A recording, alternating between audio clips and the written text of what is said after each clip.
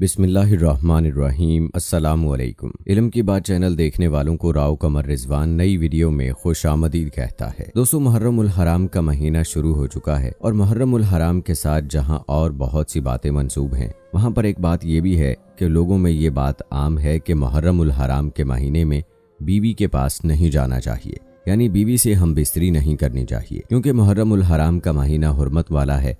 अब ये सवाल है कि आया कि मुहर्रम में बीवी के साथ हम बिस्तरी की जा सकती है या नहीं, यानी बीवी के साथ हम बिस्तरी जायज़ है या नहीं।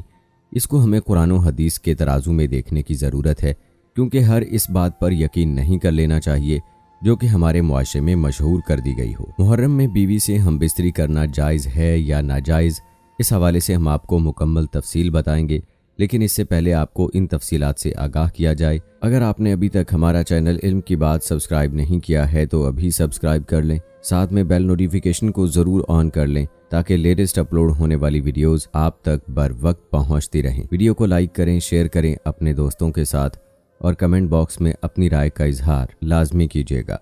दोस्तों, याद रहे कि अल्लाह पाक ने इंसान के बशरी तकाज़ों के पेश नज़र मर्दों को औरतों के साथ निकाह का हुक्म दिया, और निकाह एक ऐसा हुक्म है जिसमें मर्द और औरत का आपस में मिलना जायज़ होता है, जबकि बग़ैर निकाह के मर्द और औरत का आपस में मिलने को नाजायज़ और हराम करार दिया गया है। अब जबकि मर्द और औरत निकाह के ज़रिए रिश्ता अज़दवाज में मुंसलिक हो जाते हैं तो उनके आपस में मिलने और हमबिस्तरी करने को इस्लाम ने जायज़ कर दिया।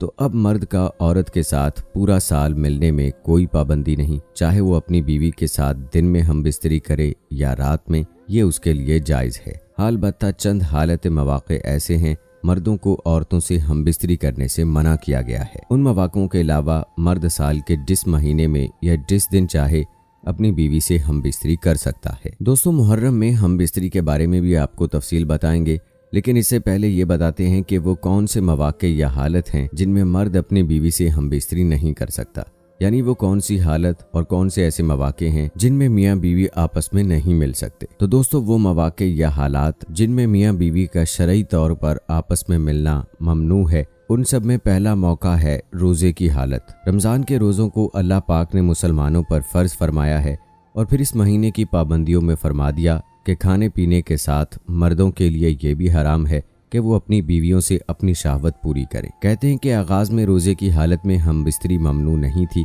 लेकिन अल्लाह पाक ने कुरान पाक में इस बात से मना फरमा दिया और इसके बाद रोज़े की हालत में हम बिस्तरी से मना फरमा दिया गया। लेकिन दोस्तों, इस बाबरकत महीने में भी हम बिस्तरी सिर्फ रोज़े की हालत में मना है। इफ्तार के बाद मर्द चाहे तो अपनी बीवी से हम बिस्तरी कर सकता है, जैसा कि इरशाद है, रोजे की रातों में अपनी बीवी से मिलना तुम्हारे लिए हलाल किया गया है, वो तुम्हारा लिबास है और तुम उनके लिबास हो। सूरह बकरा की ये आयत नंबर 187 थी।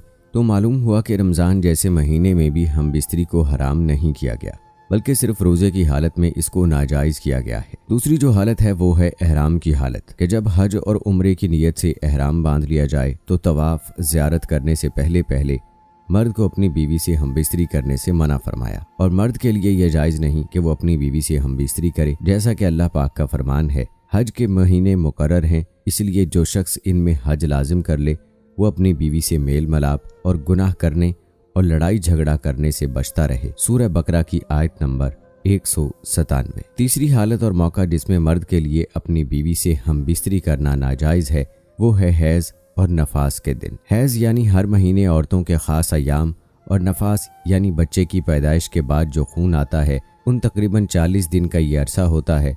उन दिनों में भी मर्द के लिए जायज़ नहीं कि वो अपनी बीवी के साथ हम बिस्तरी करे, और इसकी ममानियत भी कुरान पाक में वाज़े तौर पर बयान हुई है, जैसा कि कुरान पाक में सूरह बकरा की आयत नंबर 222 में इरशाद बारी ताला है, आपसे हैज़ के बारे में सवाल करते हैं, कह दीजिए कि वो गंदगी है। हालत हैज़ में औरतों से अलग रहो और जब तक वो पाक साफ ना हो जाएं उनके करीब ना जाओ।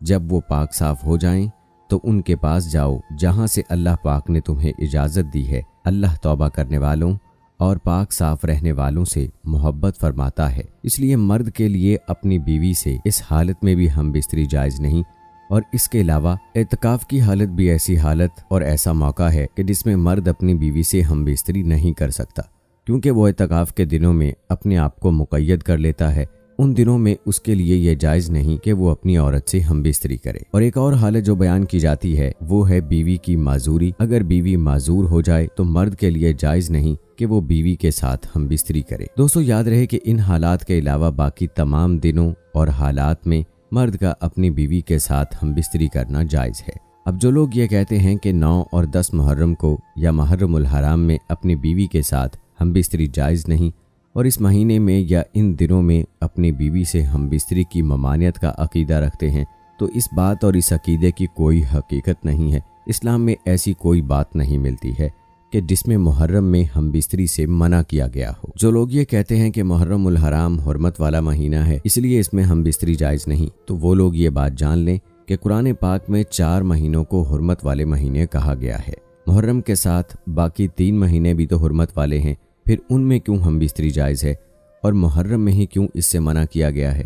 دوستو جس طرح میاں بیوی کی ہم بستری کو اس مہینے میں ناجائز سمجھا جاتا ہے، اسی طرح نکاح اور شادی کے بارے میں بھی اکثر لوگ سوالات کرتے ہیں، تو اس حوالے سے جان لیں صحیح بخاری میں ایک حدیث مبارکہ ہے جس میں نبی اکرم صلی اللہ علیہ وآلہ وسلم نے حجۃ الوداع کے موقع پر ایک طویل اور نہایت قیمتی خطبہ ارشاد فرمایا اور اس میں یہ بات بھی بتائی اس وقت زمانہ اسی رفتار اور حیت پر آ چکا ہے جس دن اللہ تعالیٰ نے زمین و آسمان کو پیدا فرمایا تھا۔ 1 سال 12 مہینوں کا ہوتا ہے، ان میں 4 مہینے حرمت والے ہیں جن میں 3 مہینے یعنی ذقت، ذی الحج اور محرم الحرام تو مسلسل ہیں، اور ایک رجب کا مہینہ ہے جو جمادی الاخر اور شعبان کے درمیان آتا ہے۔ نبی اکرم صلی اللہ علیہ وآلہ وسلم کے مختلف فرمان کے مطابق ماہ محرم میں کیے جانے والے اعمال کا اجر بنسبت دیگر ایام اور مہینوں میں زیادہ ہوتا ہے۔ یہی وجہ ہے کہ نبی اکرم صلی اللہ علیہ وآلہ وسلم نے اس مہینے میں روزے کے رکھنے کے حوالے سے ارشاد فرمایا، رمضان کریم کے بعد افضل ترین روزے اللہ تعالیٰ کے ہاں محرم الحرام کے ہیں۔ علماء کرام فرماتے ہیں کہ اس مہینے میں فضیلت محض روزے رکھنے کی ہی نہیں ہے، بلکہ اس مہینے کا ہر ایک نیک عمل بنسبت باقی مہینوں کے بہت بڑھا ہوا ہے۔ چنانچہ اعمال میں سے سب سے بڑا اور اہم عمل نکاح کا بھی ہے۔ معاشرے میں ماہ محرم الحرام سے متعلق کچھ ایسا تصور اور رجحان عام ہو چکا ہے کہ اس مہینے میں نکاح نہیں کرنا چاہیے، حالانکہ شریعت کا مزاج اور احکام اس کی نفی کرتے ہیں۔ اس لیے محرم کے مہینے میں نکاح جائز ہے، اس کو ناجائز یا حرام کہنا جائز نہیں ہے۔ دوستو اللہ تعالیٰ سے دعا ہے کہ اللہ تعالیٰ ہمیں دین کی صحیح سمجھ عطا فرمائے اور ہمیں دین اسلام پر صحیح طریقے سے عمل کرنے کی توفیق عطا فرمائے، قرآن پاک کے مطابق اور نبی کریم صلی اللہ علیہ وآلہ وسلم کی تعلیمات کے مطابق زندگی گزارنے کی توفیق عطا فرمائے۔ آمین ثم آمین۔ کمنٹ باکس میں آمین لکھ کر آپ بھی ہماری دعا کا حصہ بن جائیے، اور دوستو مجھے اگلی ویڈیو تک اجازت دیجیے۔ فی امان اللہ۔